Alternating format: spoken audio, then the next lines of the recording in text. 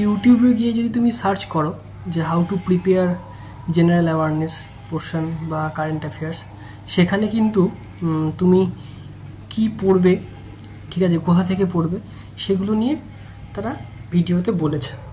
অনেক জায়গাতেই সেই ভিডিও পাবে, কিন্তু আমি সেসব বিষয়ে বলতে চাইছি না, ঠিক আছে। আমি বলতে চাইছি তুমি কিভাবে পড়বে। কারণ বর্তমানে ইন্টারনেটের যুগে আমার মনে হয় না যে স্টাডি মেটেরিয়ালের কমতি আছে, ঠিক আছে। সবার স্টাডি মেটেরিয়ালসই কিন্তু বেস্ট আমার মনে হয় কারেন্ট অ্যাফেয়ার্সের ক্ষেত্রে। প্রশ্ন হচ্ছে কিভাবে পড়বে, ঠিক আছে। কারণ এই বিষয়টা একটা খুব ইম্পর্টেন্ট একটা বিষয়, যেখানে তুমি যদি ঠিকঠাকভাবে পরীক্ষার হলে অ্যাটেন্ড করতে পারো, তোমার স্কোর কিন্তু মানে একটা ভালো রকম স্কোর করার একটা সুযোগ থাকে। এখানে কিন্তু তোমাকে কোনো রকম সূত্র অ্যাপ্লাই করার কিছু নেই। একটাই সূত্র, এখানে ফর্মুলা একটাই, তোমায় মনে রাখতে হবে, তোমায় মেমোরাইজ করতে হবে, তোমায় বারবার রিভিশন করতে হবে, এটা সূত্র। তো প্রশ্নটা হচ্ছে যে কীভাবে পড়বো আমরা, ঠিক আছে। প্রথমেই বলে রাখি, যারা ভাবছো যে প্রিলিমিনারি পাস করার পরে বা একটা ভালো জায়গায় যাওয়ার পরে, মানে আফটার প্রিলিমিনারি মেন্সে যতদিন টাইম থাকবে সেই সময় আমরা জেনারেল অ্যাওয়ারনেস বা কারেন্ট অ্যাফেয়ার্সটাকে রেডি করব, তাহলে কিন্তু অনেকটা দেরি হয়ে যাবে, ঠিক আছে। সেক্ষেত্রে তোমার প্রিপারেশান সেই আপ টু দ্য মার্ক হবে না, তুমি কিন্তু সেরকম স্কোর করতে পারবে না, অ্যাভারেজ একটা স্কোর করতে পারবে, যেটা দেখা যাবে সবাই করেছে। কিন্তু সেটাতে কিন্তু তোমার কোয়ালিফাইং মার্কসের কাছাকাছি কিন্তু তুমি যেতে পারবে না। তোমার সেই লেভেলের মার্কসটা পেতে গেলে তোমার কিন্তু প্রথম থেকেই জেনারেল অ্যাওয়ারনেস বলো বা কারেন্ট অ্যাফেয়ার্সের উপরে কিন্তু প্রথম থেকে পড়ার অভ্যাসটা তৈরি করতে হবে। আমি প্রথমে বলি যে এই পেপারটাতে মেন্সে যখন তুমি জেনারেল অ্যাওয়ারনেসের জন্য পড়াশোনা শুরু করবে, এই জায়গাতে মূলত ব্যাঙ্কিংয়ের ক্ষেত্রে যদি বলি, মূলত তোমার মেন পোর্শনটা জুড়েই থাকে হচ্ছে কারেন্ট অ্যাফেয়ার্স। পাশাপাশি ব্যাঙ্কিং অ্যাওয়ারনেসের কিছু কোশ্চেন থাকছে, স্ট্যাটিকের 2-1টা কোশ্চেন দেখা যায়। এখন অনেক পরীক্ষাতে, আমি যখন লাস্ট পরীক্ষা দিয়েছি এবং যে পরীক্ষাতে কোয়ালিফাই করেছি, সেখানে কিন্তু স্ট্যাটিক জিকে থেকে কোনো রকম প্রশ্নই আসেনি। ব্যাঙ্কিং অ্যাওয়ারনেস থেকে কিছু প্রশ্ন এসেছিলো, আর বাদবাকি সবই কারেন্ট অ্যাফেয়ার্স বেস ছিল। তো দেখো এখানে, তাই বলে আমি স্ট্যাটিক জিকে কিছু পড়বো না এরকমটা না, স্ট্যাটিক জিকেটাও তোমাকে রেডি করে রাখতে হবে। যদি 2-1টা প্রশ্ন এসে যায় তখন তুমি কী করবে, তখন যাতে তুমি অ্যান্সার করতে পারো সেই জন্য তোমায় পড়তে হবে 1 নম্বর। সেটা তুমি প্রথমের দিকেই যদি তুমি রেডি করে রাখো, তাহলে তোমার সেই মাথায় কিন্তু এক্সট্রা হেডেকটা থাকছে না। এবার ব্যাঙ্কিংয়ের ক্ষেত্রেও তাই বলবো, প্রথম থেকে রেডি করে রাখো, সেগুলো তার টপিকগুলো চেঞ্জ হওয়ার কিছু নেই, সেগুলো একই থাকছে, এবং যে চেঞ্জেসগুলো হয় সেগুলো তোমরা কারেন্ট অ্যাফেয়ার্সের মধ্যেই পেয়ে যাবে, ঠিক আছে। যদি ব্যাঙ্কিং অ্যাওয়ারনেসের কোনো হয়তো নতুন কোনো আরবিআইয়ের রুল এলো, ঠিক আছে, কোনো আরবিআই গাইডলাইনে কিছু চেঞ্জেস এলো, তাহলে আমি বলবো সেটা কিন্তু তোমরা কারেন্ট অ্যাফেয়ার্সেই পেয়ে যাবে, ঠিক আছে। এবার কারেন্ট অ্যাফেয়ার্সের মেন বিষয়টা কী থাকছে, কারেন্ট অ্যাফেয়ার্সে তোমার দেখো নতুন ডেইলি যে সকল আপডেট আসছে, সেগুলো তো আজ যেটা আসলো যে কারেন্ট অ্যাফেয়ার্সের যে আপডেটটা, কালকে দেখবে সেটা কালকে আবার অন্য রকম আপডেট তুমি পাচ্ছ, কালকে অন্য টপিকের অন্য আপডেট তুমি পাচ্ছ। তাহলে তোমার কিন্তু ডেইলি বেসিসে কিন্তু এটাকে একটা চর্চার মধ্যে তোমায় থাকতে হবে, সেই খবরগুলোর সাথে পরিচয় থাকতে হবে, ঠিক আছে। অনেক পরীক্ষা যারা দিয়েছো আর কি মেন্স লেভেলে, তারা দেখতে পাবে যে মেন্সের আগে বিভিন্ন ওয়েবসাইটে বিভিন্ন পকেট পিডিএফ পাওয়া যায়, ঠিক আছে, অনলাইনের করে 6 মাস বা 7 মাস বা 1 বছরের তারা আপডেট দিয়েছে, ঠিক আছে। শুধুমাত্র যদি ওগুলো পড়লে কিন্তু, শুধু ওগুলো পড়ে যদি তুমি পরীক্ষা দিতে যাও, তাহলে কিন্তু তুমি সেরকম স্কোর করতে পারবে না, একটা বিলো দ্য অ্যাভারেজ একটা স্কোর করবে, ঠিক আছে, যেটা কিন্তু তোমার জন্য সাফিসিয়েন্ট হবে না। তাহলে তোমাকে প্রথম থেকে কী করতে হবে, প্রথম থেকে তোমায় ডেইলি বেসিসে ডিটেল পড়তে হবে, ঠিক আছে। ডিটেলটা কীভাবে পড়বে, কতটুকু পড়বে, আমি সেই সম্পর্কে বলতে চাই।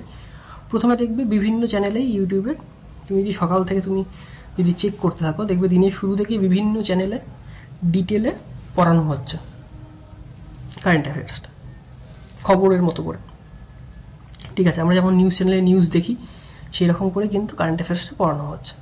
তো তুমি কী করবে, প্রথমে যখন তুমি যদি দিনের শুরুটা কারেন্ট অ্যাফেয়ার্স দিয়ে করো, তাহলে কারেন্ট অ্যাফেয়ার্সটা রিভিশন দেওয়ার তুমি অনেকবার টাইম পাচ্ছ। কীভাবে টাইম পাচ্ছ আমি বলি, প্রথমে তুমি ঘুম থেকে উঠেই তুমি যদি কারেন্ট অ্যাফেয়ার্সটা নিয়ে বসো, যে ডেলির কী মানে সারা দিনের শুরুতে কী আপডেটটা পেলে, সেটা প্রথমে ডিটেল ভিডিওটা তুমি দেখে নিলে খবর দেখার মতো করে। এবার একটা জিনিস দেখবে যে আমরা যখন কোনো জিনিস পড়ি তার থেকে যদি সেই বিষয়টা যদি দেখি আমরা, আমাদের মাথায় কিন্তু বেশি থাকে, ঠিক আছে।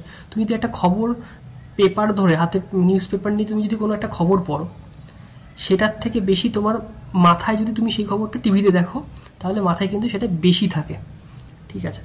তো সেরকমভাবেই যদি সেই নিউজগুলোকে আমরা সকালে ডিটেল ভিডিওর মাধ্যমে যদি আমরা দেখে নিই, তাহলে আমাদের শুরুটা এইভাবে করতে পারি। তারপরে কি হলো, ডিটেল তুমি ভিডিওটা দেখলে, দেখার পরে পুরো ভিডিওটা হয়তো 1 ঘন্টার বা 1.5 ঘন্টা বা 2 ঘন্টার যেরকম ক্লাস হয় সেরকম করলে, করার পরে দেখবে তাদেরই আবার বিভিন্ন টেলিগ্রাম চ্যানেল হোক বা বিভিন্ন জায়গায় হোক, তাদের কিন্তু মানে পিডিএফটাও পাওয়া যায়।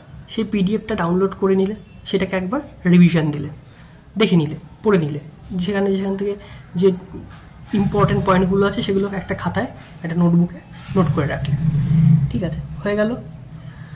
করার পরে কিচ্ছু নয়, এটা হয়ে গেল। সারাদিন অন্যান্য যা সাবজেক্ট পড়ার ছিল সেগুলো পড়ে টরে নিলে, একদম রাতে শুতে যাওয়ার আগে যদি দেখো যে ওই একই পিডিএফ বা একই খবরের ওপর যদি ওই চ্যানেলেই কোনো রকম মানে মক হয়, ওই সেই ডেটের, বা বিভিন্ন জায়গাতে বিভিন্ন ওয়েবসাইটে কিন্তু ডেইলি বেসিসে তাদের কুইজ হয়, ঠিক আছে। সেই কুইজটাকে অ্যাটেন্ড করলে, ঠিক আছে, তখন তুমি দেখবে কি, তুমি যে সারাদিনে পড়েছো সেই প্রশ্নগুলোর উপরেই যখন তুমি কুইজ দিচ্ছ, তখন তোমার আরও একবার কিন্তু মেমোরাইজ হলো। তাহলে তুমি কি হলো, তুমি প্রথমে খবরটা দেখলে দিনের বেলায়, সেটা এক নাম্বার। 2 নম্বর কী হচ্ছে, তুমি একবার রিভিশন করেছো, ঠিক আছে। 3 নম্বর, তুমি শুতে যাওয়ার আগে মোবাইলটাই তুমি স্ক্রল করতে করতে কুইজটা দিয়ে নিলে, তাহলে তোমার একই জিনিস তুমি 3 বার করতে পারলে, 3 বার তোমার কিন্তু মেমোরাইজ করার সুযোগ পেলে, ঠিক আছে। এটা একদিন হলো। এরকমভাবে সপ্তাহের প্রথম দিন থেকে সপ্তাহে 7 নম্বর দিন পর্যন্ত এরকমভাবে করলে, ঠিক আছে। মাঝে যে কোনো একটা দিন তোমার সুবিধা মতো, তুমি যে সময়ে তোমার যেরকমভাবে তুমি প্রিপারেশানটা নিচ্ছ, যেভাবে পড়ছো, তার মধ্যেই যে কোনো একটা দিন তুমি রাখো, যে দিনটাতে তুমি এই পুরো সপ্তাহের পুরো কারেন্ট অ্যাফেয়ার্সটা রিভিশন করবে। তোমার খাতায় যে পয়েন্টগুলো, ইম্পর্টেন্ট পয়েন্টগুলো লিখে রেখেছিলে সেগুলোও একবার চোখ বুলিয়ে নেবে। পাশাপাশি যে পিডিএফগুলো তুমি ডাউনলোড করে রাখছিলে, ঠিক আছে, এটা তোমার মেন পিডিএফ, সেগুলো একবার চোখ বুলিয়ে নেবে। তাহলে তোমার কি হলো, ডেইলি বেসিস পড়া হলো। ডেইলি তুমি একটা জিনিস 3 বার রিভিশন দিচ্ছ, সপ্তাহের শেষে আর একবার রিভিশন দিচ্ছ, মানে একটা দিন তোমার 4 বার করে দেখা হচ্ছে, একটা খবর তুমি 4 বার করে পড়ছো, ঠিক আছে। 4 বার করে তোমার কিন্তু মাথায় আসছে বিষয়টা।